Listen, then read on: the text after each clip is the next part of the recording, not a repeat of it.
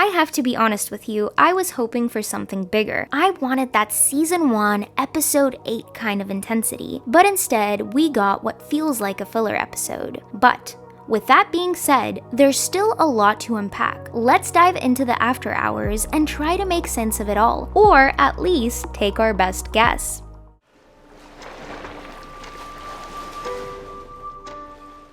After Helena's done practicing her swimming, she sits down to have some breakfast with her father James, and let's just talk about this plate for a second. There's an illustration of a child strapped to a chair by 2 figures. Helena covers them with 2 egg halves. It's subtle, but it feels deliberate. She's been raised as an Egan, groomed to lead Lumen, but her innie rejected that life. Now she's trapped between both versions of herself, and what does she do? She literally covers it up as if she's trying to bury the truth from herself. Now, regarding Helena, I was going to include this in my next week's video about your guys' theories, but I had to mention this here because this is extremely interesting. A user named D reached out and said, what if Helena never wanted to support Lumen, and Severance was her way of destroying it from the inside? She never actually wanted to document what was happening on the severed floor. This is what D points out. We know Severance doesn't alter personality, just memory. If Helena is naturally rebellious, wouldn't she predict that her innie would fight back? What if her cold, heartless video in season 1?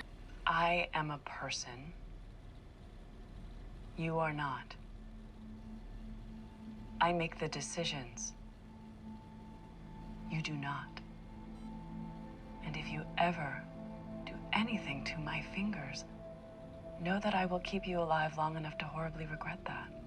Wasn't meant to control her innie, but push her into action. And even in this season, if you remember the previous videos I made, a big question I had was, why isn't Helena stopping Mark? And now if you're new, you know what I was talking about. She did not want to interfere with him trying to find Gemma. So maybe she is on board with Mark and she's a secret ally that we just don't know about yet. If Helena wanted to sabotage Lumen, she'd need a version of herself on the inside who could act without restraint. And James has no idea that his own daughter might be Lumen's biggest threat. Meanwhile, back at Lumen, Miss Huang completes her Wintertide Fellowship, expecting to step into a bigger role. But nope, Milchuk tells her that she's not getting her quarter as deputy manager of the severed floor. Instead, she's being sent to steward global reforms at the Gunnel Egan Empathy Center. Now, Gunnel Egan is presumed to be an early descendant of Kier who lived in Norway. Then, Milchuk makes her break her ring toss game as a material sacrifice per the Lumen handbook, because of course. Now, why did Milchuk cut her fellowship short? On the surface, it seems like he's punishing her, or discarding her like any other expandable Lumen employee. But according to Vanity Fair, actor Sarah Bach, who plays Miss Huang, explained that the reasoning might be more complicated. She said, you could view it as him, Milchuk,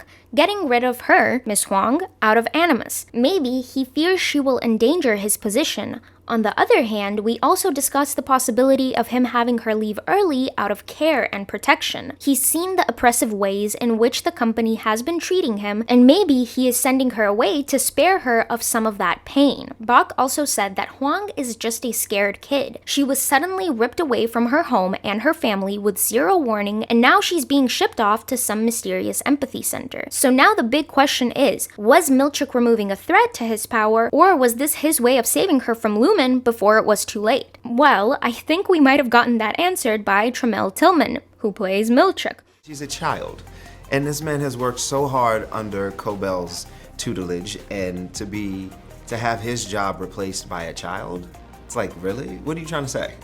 It's like, what are you doing here?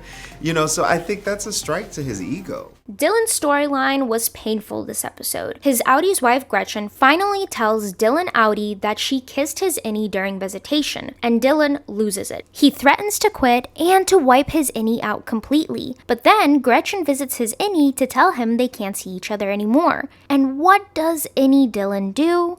Proposes to her on the spot. He makes a makeshift ring out of office perks, tells her he loves her and asks her to be with him, and she says no. Devastated Dylan later snaps at Helly, who tries to comfort him, but in the end, he realizes there's nothing left for him at Lumen. He fills out his resignation form and hands it to Milchick. Now here's where it gets interesting. In season 1, Helena Egan forced Helly to continue working, but this could have been because of her status in the company, which makes me wonder, does Outie Dylan have the same power, and can he force his innie to keep on working? Let's also talk about Dylan and Lumen's potential endgame. I previously mentioned the possibility that any Dylan could go out and live with Gretchen, and after this episode, I think that idea is still on the table. I also think there are 3 possible ways this could play out. Number 1, Gretchen gets approached by Lumen. They pitch her the idea, oh, well, nothing has changed with Outie Dylan? Would you like any Dylan to be your new hubby? 2, Gretchen goes to Lumen herself. After realizing Outie Dylan isn't changing, she could ask for any Dylan, choosing him as her real partner. And number 3, a compromise. Instead of fully replacing Outie Dylan, they could find a middle ground, some kind of visitation program where any Dylan can exist outside temporarily. Maybe even places like Damona Birthing Retreat could be secretly designed for severed workers to live on the outside, of course under controlled conditions. What do you guys think?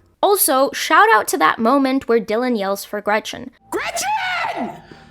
Heartbreaking and also hilarious. Later in the episode, Mark and Devin meet up with Cobel, who claims she wants to help and says that they are allies. She seems like she regrets what she's done, but I'm not convinced. All that Lumen indoctrination just vanished overnight. I do want her to be an ally because I think she would be amazing, but still on the fence about that. She later tells them one thing about the Cold Harbor file. And if you've completed it, she's already dead.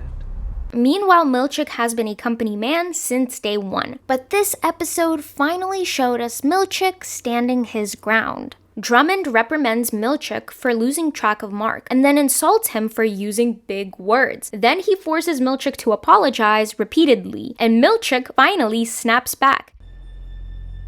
Devour feculence. Now, isn't that the most beautiful way you've ever heard someone say, Eat shit?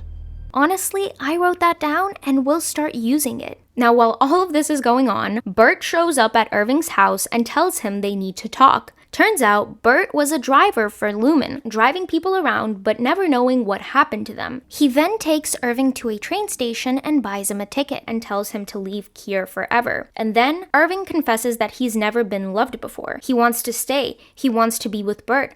But Bert refuses. Irving boards the train with his dog Radar, and they disappear into the night. Now, is this the last we see of Irving? Well, I think they wanted us to feel like this was his final goodbye. But because he didn't take anything, not his suitcase, not his paintings, nothing, I truly do not, nor want to believe that this is the last we'll see of him. There is so much left untold in his story, and I don't believe the writing would do Irving this dirty. Also, after seeing this scene at the train station, I know there will be comments about this. Why does everything look like it's from the 1950s or 1960s? Well, I believe the answer is simple. It's retrofuturism. Dan Erickson, the creator of Severance, explained it further. We used cars from a lot of different time periods to give a slight sense of disorientation. At Lumen, the innies are intentionally made to feel unmoored from time and space, and that bleeds into the town a bit too. We wanted the town to feel like an extension of Lumen in a way. These design choices make it nearly impossible to pinpoint when or where the story takes place, keeping us as disoriented as the characters themselves. So as much as we wanted to believe there was something more to uncover, some hidden message or deeper meaning, the truth is, it was always meant to disorient us and to remind us that it simply is. Moving on, Helly spends the evening in the office, memorizing Irving's note about the exports hall. But then, James Egan walks in and says, You tricked me.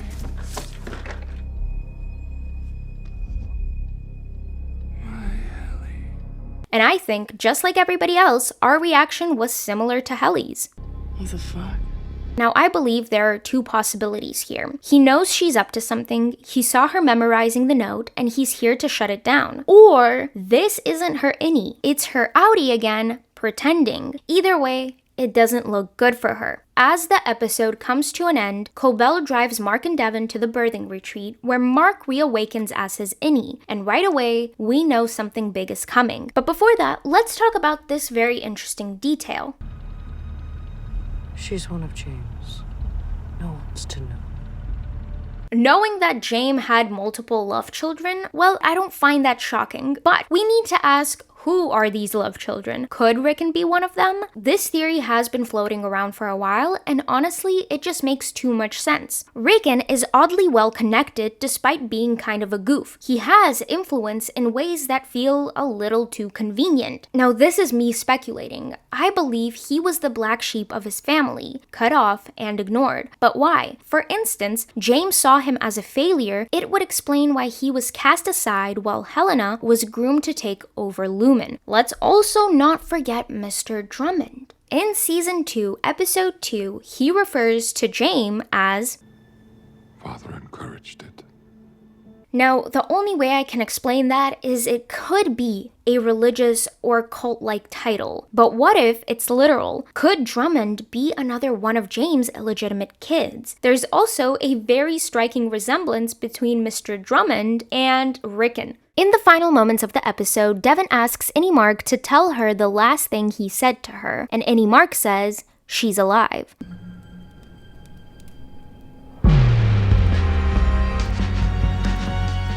But after the credits, we got an Inside the Episode segment where Dan Erickson said, So that's what we leave episode 9 with, is the promise of that long-awaited final meeting where they're actually going to speak to each other. And here's where things get even more interesting. We see Cobel standing between two chairs. Now this has me thinking, are these meant for Outie Mark and Innie Mark? If so, how is that going to work? Are they going to be in the same space at the same time? Will Devon or Cobel be flipping a switch back and forth between the Outie and the Innie version? Or is this also some kind of symbolic representation of Mark's fractured state? I have so many questions, but I guess we'll just have to wait until next week to get some answers. And that is it for this week's video. Now, if you're like me and felt a little bit disappointed by this episode, especially after seeing that the finale was supposed to be 45 minutes long, well, Ben Stiller has confirmed that the finale will be 76 minutes. So hopefully we'll get more answers than questions next week.